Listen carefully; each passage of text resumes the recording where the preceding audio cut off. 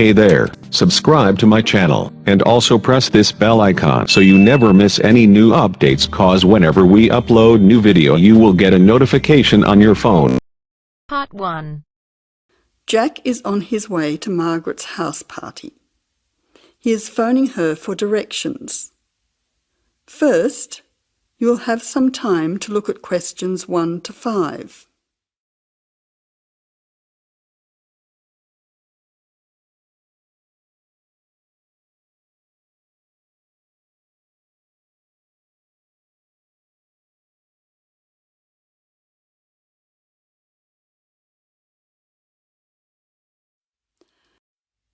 Now listen carefully and answer questions 1 to 5.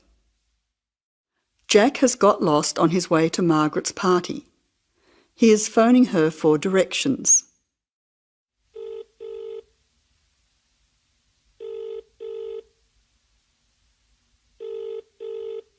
Hello, is that Margaret? Yes, who's speaking? Margaret, it's Jack. I think I'm lost. I can't see a signpost and... Jack, so where are you now? Well, I'm a bit confused about the directions, but I'm at a T-junction. What can you see around you? I can see a pub on the corner. Can you see the name of the pub? Wait a minute, let me see. It's hard to see in the dark. Yes, I can read it now. It's called the Lion's Head. Oh, the Lion's Head. Okay, well then you're not too far away. Go straight ahead through the traffic lights to the next T-junction. Sorry, I didn't hear you. What did you say? I said just go through to the next T-junction. Okay. Now what? Well, there's a park in front of you and a large 2-story building on the corner. Yes, I can see them. Okay, so now turn left. Hang on, you're coming up the street, so you'll have to turn right. Okay, got it. What's the name of your street? It's Wesley Street, WESLEY, number 70. We're the 5th house on the left. You should see a red letterbox and some bushes in front of the house. Okay, 5th house, number 70. I should be there soon. Am I late for the party? It sounds like things are happening there. No, it's only just started. That's good. I should be there in the next 10 minutes. See you soon. Jack hangs up and walks on. 7 minutes later, he calls Margaret again, as he still can't find the house. You now have some time to look at questions 6 to 10.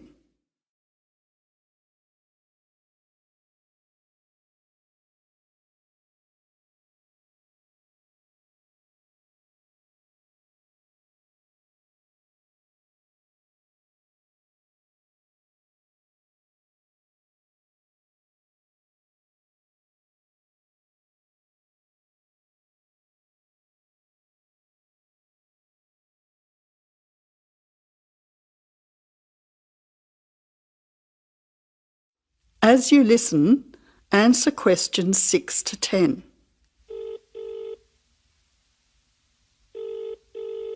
Who's speaking? Hi, Margaret. It's Jack again. Sorry to bother you. Listen, would you mind doing me a favour? Of course, what? Could you tell Mike I have got his camera? I've tried to send him a text message, but it's not going through. Oh, he's not here yet.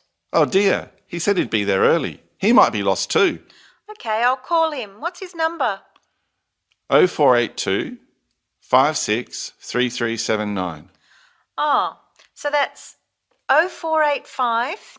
No, 0482 563379. Okay, I'll call him right away. But where are you now? Well, I'm in your street, but I still can't find your house. I can't see the numbers very clearly, or a red letterbox. It's pretty dark. I thought you said it was easy to find. Oh, okay, wait there. I'll come outside and get you. All right then, and don't worry about calling Mike. I'll try to call him now. Hang on, there's someone coming down the street. It looks like Mike. Oh, and I can see the letterbox now. It was hidden behind a bush. See you soon.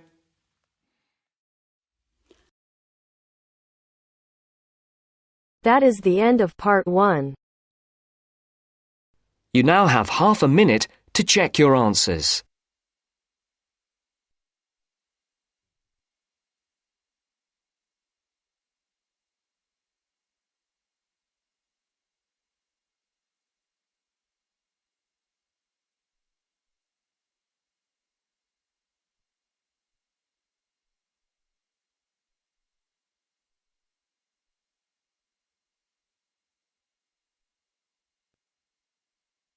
Now turns to Part 2.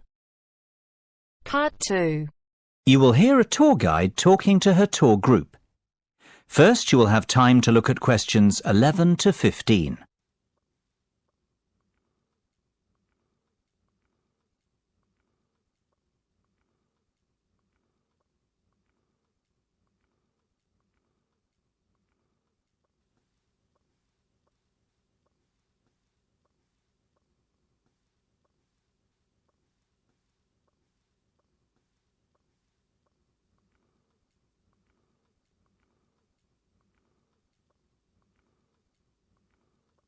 Now listen carefully and answer questions 11 to 15.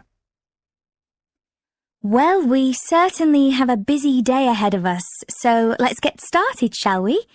You'll find a map of the museum with the itinerary I've just handed out. The museum's our first port of call, so let's have a look at the map now.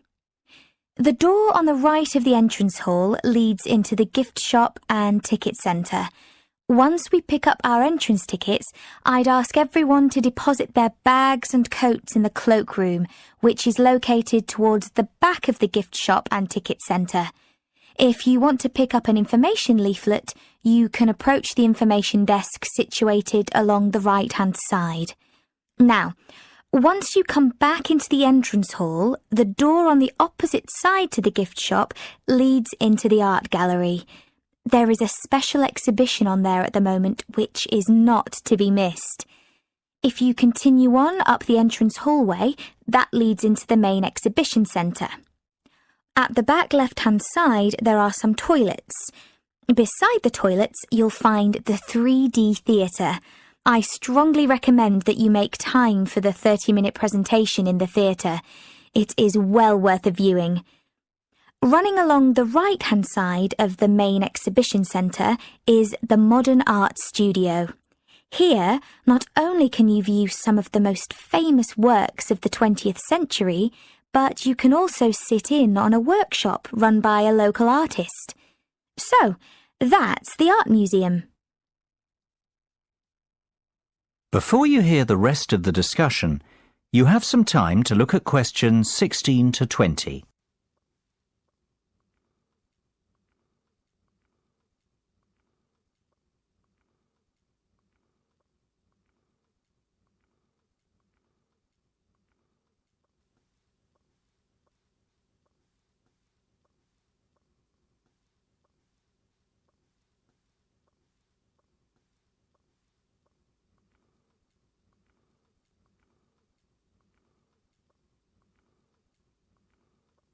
Now listen and answer questions 16 to 20.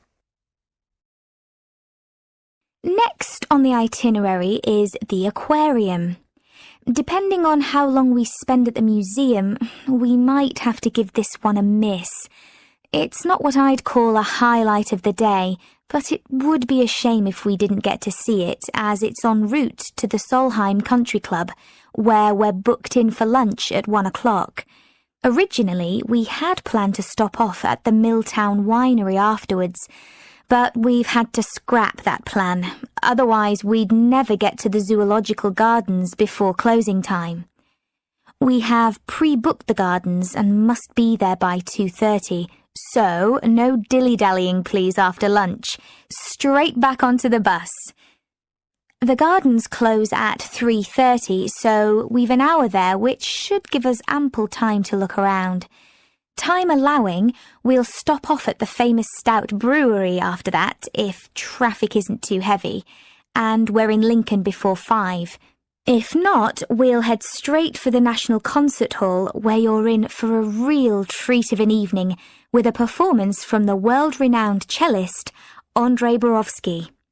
We have to be in our seats by 6:30 sharp. After that, it's back to the hotel for the night, where a buffet meal will be waiting for us at 8:30, or whenever we get back. That is the end of Part 2. You now have half a minute to check your answers.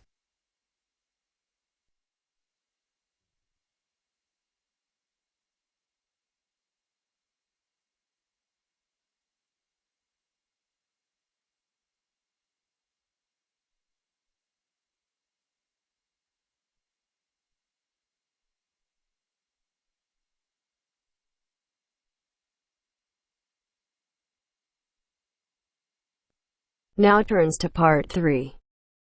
Part 3. Maria is a student at university. She has handed the first draft of an essay to her tutor. The tutor has read it, and now they are discussing ways the essay can be improved. First, you have some time to look at questions 21 to 25.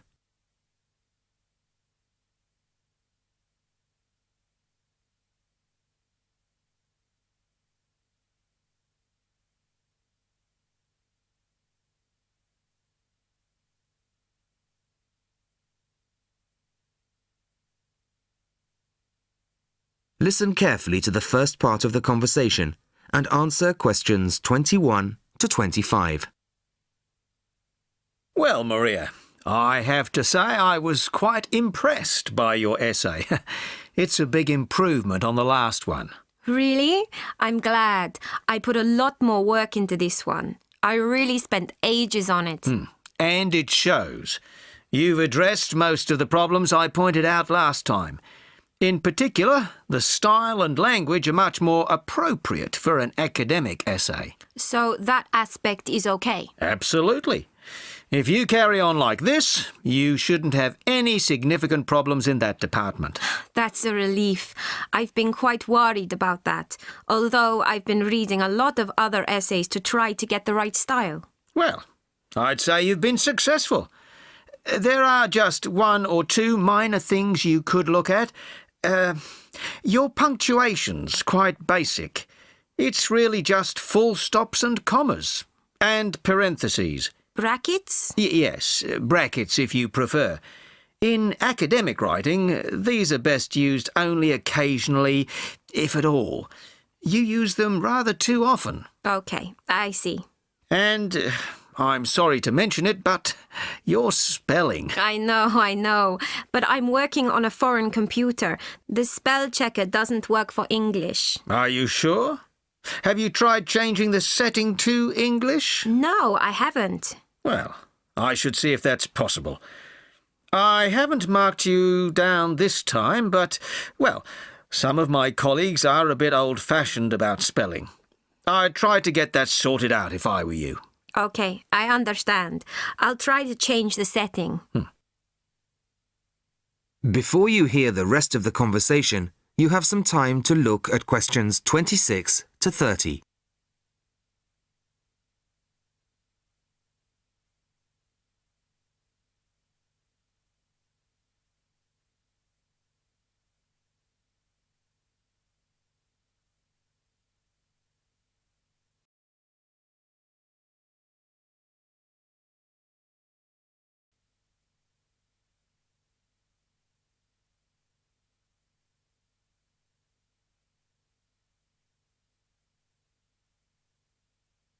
Now listen and answer questions 26 to 30.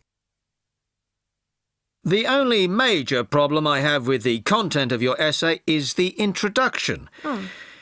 The introduction should, well, introduce the theme of the essay. You've put some of the most important points there. For example, this bit. The statistics about the growth of railways in the 1850s. That really should go in the main body of the essay. And so should this paragraph about changes in patterns of employment. In general, I'd say your introductory section should be no more than half as long as it is at the moment. Okay. And I should move those points forward? Precisely. And going back to the railways, they're one of the most significant factors for change in this period. But apart from those statistics in the introduction, you only briefly mention them. I'd like to see a lot more on that, and the influence the expansion of the railways had on patterns of social and economic behaviour. You mean how with the railways people could travel to find work and could meet people from other areas? Exactly. Then in the midsection, well, it's not a big thing, but this quotation from the Times. You think it's too long? Well, you said it. I couldn't think of a way to shorten it. Do you think it's really necessary? You mean I could just get rid of it? Yes. You've already made the point and backed it up with other evidence. The quotation's redundant, really. Okay, well, that'll be easy. There were various other minor points, which I've noted in the margins. You can look at those later. But moving forward to the end here, I wasn't quite sure what this meant. The final paragraph? Yes. Are you saying that, on the whole, the changes of the mid-19th century tended to improve the lives of ordinary people or not? It's not very clear. It's not? No, it isn't. I'd add a few lines clarifying your position. Okay. When do you want the final draft? No, the end of term will be fine. But there was just one other thing, the bibliography. Did you really read all these books? No. Just the books you actually consulted will be fine. You don't need to include everything ever published on the subject. Right, okay. Thanks. Bye. Goodbye.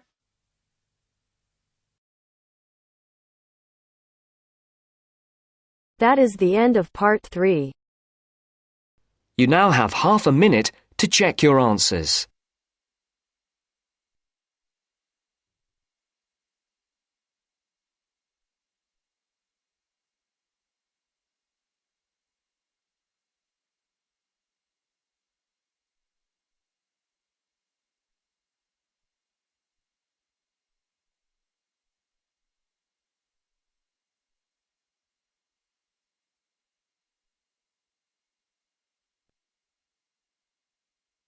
Now turns to part 4.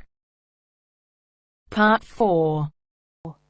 In this section, you'll hear an interview on IQ tests. First, you have some time to look at questions 31 to 40.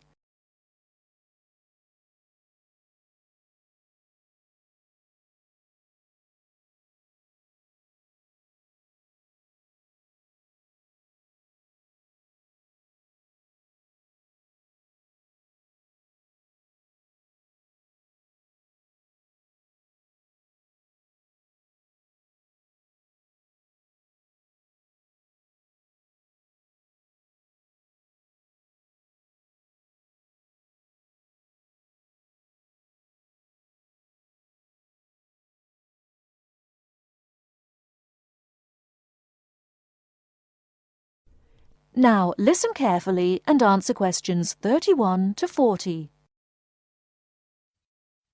Mrs. Kellerman, a specialist in child psychology, is interviewed by Bridget. Mrs. Kellerman, why is it that some children perform much better than others at school? Obviously, it can't be denied that certain children are brighter than others, but it's not as simple as that. A lot of emphasis is placed on intelligence measured by tests, so-called IQ tests, which only measure certain types of intelligence, such as basically linguistic and numerical skills, or reading and mathematics to put it plainly, which is unfortunate because some children are bound to suffer. A good example was a friend of mine's son who was kept out of the top class at school because of his average IQ. That's around 100. His father, though he had no idea his son was going to be an architect, always said he was a clever child. Apparently, he was able to picture things in his mind and draw accurately at a very early age. The point is that his university life might not have been so difficult if his ability had been recognized sooner. What you're saying, then, is that some children have abilities that are not easy to measure, that aren't appreciated by many schools. Precisely.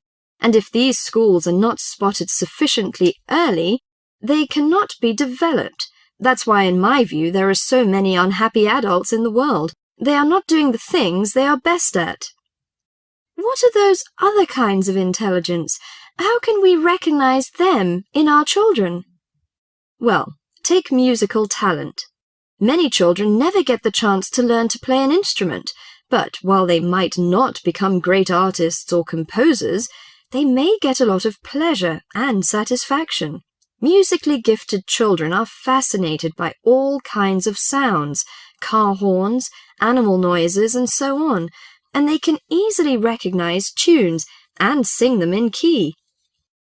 How can a parent encourage them? Sing to them and teach them new songs. Buy a piano or even a cheap instrument such as a recorder. If you can afford it, send them to music lessons as soon as possible. Play recordings of different instruments to them. What about a child who is good at sport? Could that be described as a form of intelligence? Most certainly. We psychologists call it motor or bodily intelligence. These children move gracefully and handle objects skillfully. A child who finds it easy to take things apart and use various tools may well become an engineer with the right encouragement. We should give them models to make and take them to science museums. However, unless these children are also good with words and numbers, they will probably not do well in school examinations. Is there anything a parent can do to help in this case? Yes, it may be worth spending money on private lessons, but, you know, hardly anyone is good at everything. In my opinion, a child should be judged on his individual talents. After all, being happy in life is putting your skills to good use, no matter what they are. That is the end of part 4. You now have half a minute to check your answers.